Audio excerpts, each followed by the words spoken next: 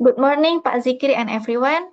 I am Rida Alfreda Agustiana from NMBA 10, School of Business and Management, ITB. Today, I would like to present my essay with title Evaluating the Macroeconomic Multiplier of Government Spending in Renewable Energy Sector, Pathways for Indonesia's Green Transition. The outline of this presentation: first the overview, and then the introduction or background, and then literature review, methodology and data, results and discussion, and conclusion. And this is the overview of this essay. So this essay would like to evaluate macroeconomic implications of government spending in Indonesia's renewable energy sector by integrating Keynesian fiscal multiplier theory. This is using scenario-based simulations of marginal propensity to consume or MPC. From the essay, we got that green spending yields high multipliers ranging from 1.6722, resulting in additional output of up to 172.8 trillion rupiah, and renewable energy investments, particularly solar PV, generate significantly more jobs per dollar than fossil-based alternatives. In Indonesia, projected investments of 2,967.4 trillion rupiah in the electricity sector by 2034 are expected to create over 1.7 million jobs. And from the GDP data, national underscores the strong role of household consumption and non-tradable sectors in Indonesia's economic growth. This essay also highlights the importance of infrastructure financing in Indonesia's geothermal sector. And also, fiscal policy supported by green taxonomy can amplify economic gains. The background of this essay is Indonesia now is at a critical point in its economic and environmental development. Indonesia also commits to achieve net zero emissions by 2060 and set a goal of reaching a 23% share of renewables in total energy supply by 2025 and 31% by 2050. So, the role of government fiscal policy becomes increasingly pivotal.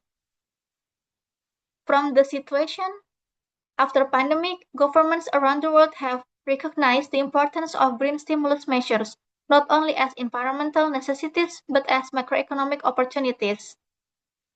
So the green investment for stimulus has grown for public spending in economic recovery.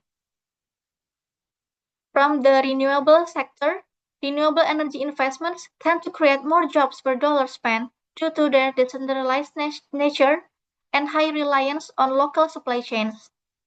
Beyond the labor market impacts, residents benefit from the investments through greater public spending and increased per capita income. So the study seeks to evaluate the magnitude and implications of the government spending multiplier in Indonesia's renewable energy sector by integrating macroeconomic theory with simulation-based analysis and policy review. The research aims to identify how green fiscal policy can accelerate growth, economic recovery, and long-term sustainability. I have done literature review, and there are two literature reviews. The first is Keynesian multiplier and green public spending. The Keynesian multiplier effect states that an increase in government spending can lead to a proportionally larger increase in national output. This principle is foundational in evaluating the macroeconomic impacts of green fiscal stimulus.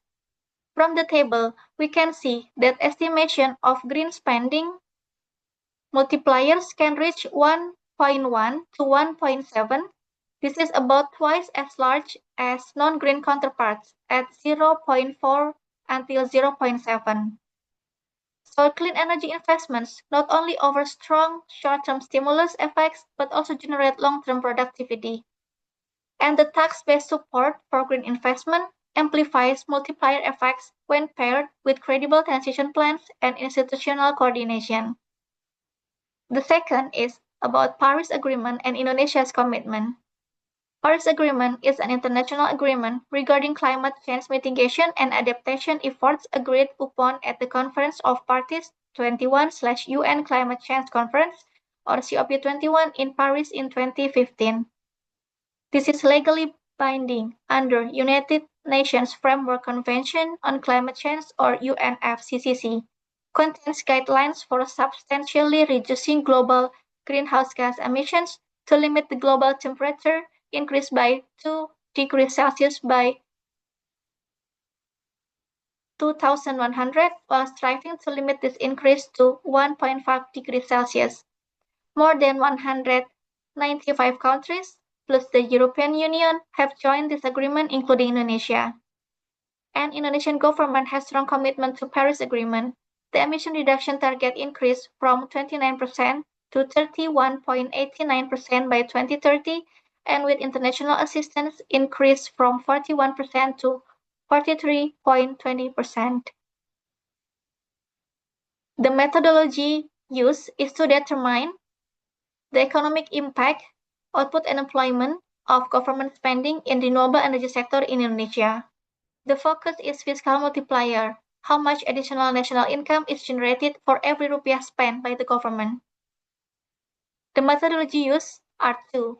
First is Keynesian multiplier simulation using scenario-based MPC. MPC is tendency of people to spend additional income. This paper adopts conservative assumption applied in macroeconomic simulations, setting MPC values of 0.4, 0.45, and 0.5. The fiscal multiplier is calculated using the standard formula, K equals to 1 divided by 1 minus MPC. From the graph, we can see the Indonesian government spending with total 891.6 trillion rupiah in 2023, which consists of ministers spending for 474.4 trillion rupiah and non-ministry spending for about 417.2 trillion rupiah. And the second methodology is comparative analysis using empirical employment from renewable energy and fossil-based projects. This is used quantitative descriptive approach with method, analysis of employment per investment number of various energy subsectors, and investment exploration and employment projections from Indonesian government documents. Next, we go to the results and discussion about the multiplier for green spending.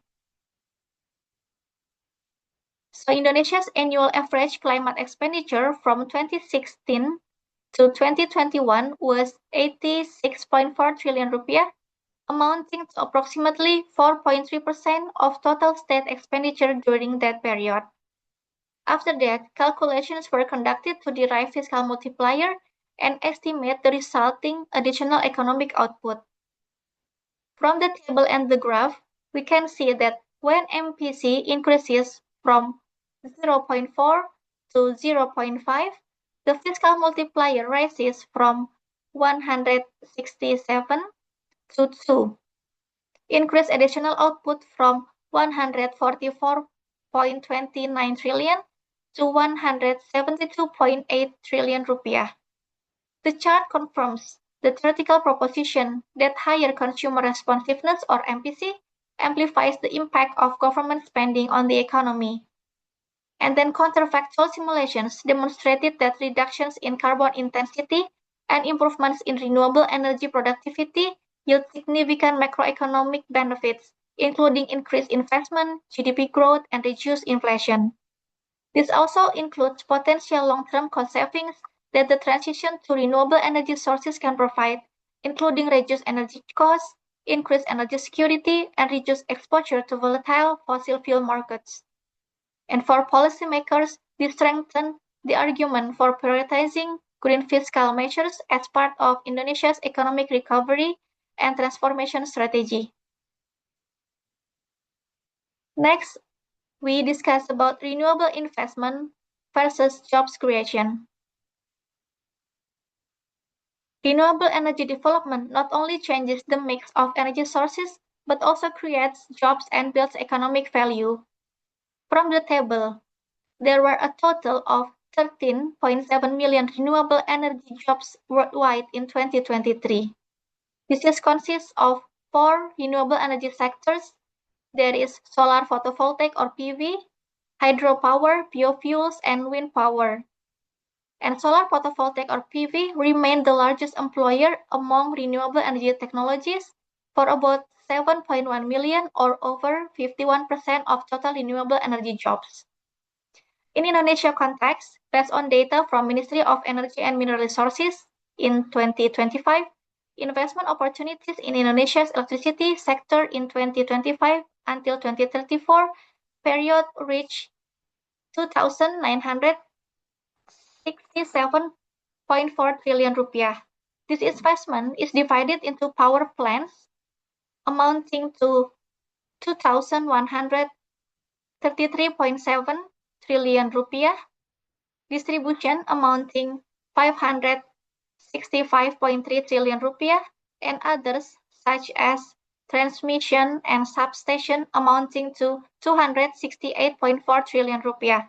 This large-scale investment is projected to absorb over than 1.7 million workers, where approximately 836,696 jobs are in power generation and 881,132 are in distribution and related infrastructure. So we can summarize that clean energy infrastructure is also very labor-intensive in early stages. Every $1 million in spending generates 7.49 full-time jobs in renewables infrastructure, 7.72 in energy efficiency, but only 2.65 in fossil fuels. Energy transition will require the phasing out of fossil fuels to meet the goals of the Paris Climate Agreement. This will result in loss of millions of jobs in fossil fuel industries, implying the need for an employment transition.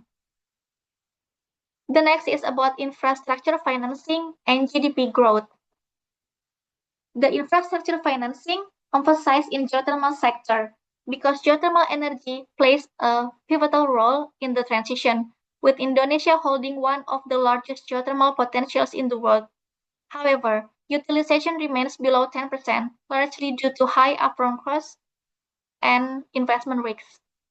To address these challenges, the government introduced a hybrid financing mechanism under the Geothermal Sector Infrastructure Financing or Pembiayaan Infrastruktur Sektor Panas Bumi atau PISP scheme. This includes blend of PISP funds, Geothermal Energy Upstream Development Project or GEUDP grants, and allocations from the state budget or APBN. These efforts support exploration through a government-led drilling scheme aimed at de-risking early-stage geothermal projects. And from the table in the right, we can see the GDP growth. The household consumption consistently drives Indonesia's economic growth. The structural feature aligns with government spending, especially in labor-intensive sectors like renewable energy, will likely yield strong output multipliers. And then the non-tradable sector, particularly construction, electricity, and transportation, demonstrated sustained recovery and growth during 2022 until 2023. These sectors are closely linked to infrastructure investments such as renewable power plants, grid expansion, and geothermal development. And about the fiscal policy, in 2022, Indonesia allocated 77.5 trillion rupiah in fossil fuel subsidies.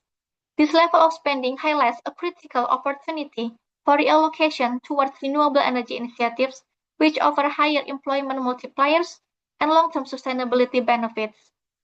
Indonesia also develops green taxonomy.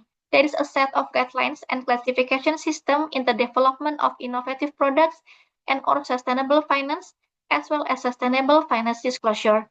This initiative is also in line with the development of reporting regulations for the financial services industry to OJK. So the Indonesia's fiscal instruments and green taxonomies indicate a shift toward more targeted and sustainable budgeting, with the three conditions below, which is essential. The first is strengthen fiscal monetary condition and coordination to avoid crowding out effects. increase transparency in project appraisal, including ex-post evaluation of climate alignment, and scalability through public-private partnership, especially in energy storage sectors. The conclusion of this essay are: green government spending, particularly in renewable energy sector, can yield significant macroeconomic benefits for Indonesia. By applying the Keynesian fiscal multiplier framework to investment scenarios, shows that increases in MPC significantly enhance the effectiveness of fiscal spending, with multipliers ranging from 1.67 to 2. This translates additional output up to 172.8 trillion rupiah, highlighting the high return potential of well-targeted green fiscal policy. And then from the comparative analysis, reveals that renewable energy projects, especially in solar PV, are highly labor-intensive, generating more jobs per unit of investment than fossil-based alternatives. Investment projections in the electricity sector reaching 2,967.4 trillion rupiah over 2025 until 2034, and potential to create over 1.7 million jobs. And there is urgency for well-designed employment transition from fossil fuels to avoid socioeconomic disruption supported by public policy. In the view of GDP, GDP trends reaffirm the strategic value of green spending. High and stable private consumption growth, coupled with strong performance in construction and non-trade sectors, demonstrate that renewable energy investments can strengthen the fiscal multiplier effect. Geothermal infrastructure stands as a critical pillar in Indonesia's renewable energy transition. Public fiscal support through hybrid financing and de-risking mechanism should be prioritized to ensure private sector participation. And Indonesia's fiscal policy is gradually aligning through development of green taxonomy, targeted spending and institutional coordination. To fully leverage economic and environmental gains must include transparent appraisal systems, strengthen fiscal monetary synergy, and robust public-private financing models. So, the green spending is not only an environmental imperative, but also a powerful economic lever. By maximizing fiscal multiplier and employment potential, Indonesia can achieve net zero 2060 commitment while fostering sustainability and inclusive growth. Thank you for your attention.